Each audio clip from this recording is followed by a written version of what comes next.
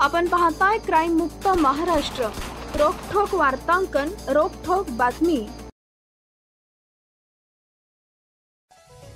2 वर्षासाठी तडीपार करण्यात आलेल्या असताना देखील या आदेशाचा भंग करून शहरात वावरणाऱ्या सलमान मेहबूब खान याला नगरच्या स्थानिक गुन्हे शाखेच्या पथकाने जेरबंद केलंय।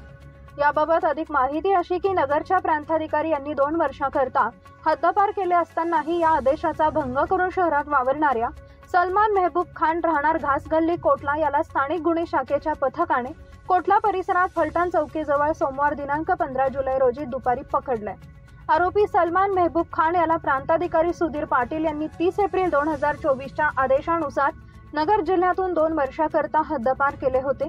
तरीही तो या आदेशाचा भंग करून शहरात कोटला परिसरात आला असल्याची माहिती स्थानिक गुन्हे शाखेच्या पथकाला मिळाली। ही माहिती मिळताच पथकाने सोमवारी दुपारी त्याला कोटला परिसरातून ताब्यात घेतले। त्याच्या विरुद्ध तोफखाना पोलीस ठाण्यात स्थानिक गुन्हे शाखेतील अंमलदार संदीप पवार यांनी दिलेल्या फिर्यादीवरून गुन्हा दाखल करण्यात आला आहे।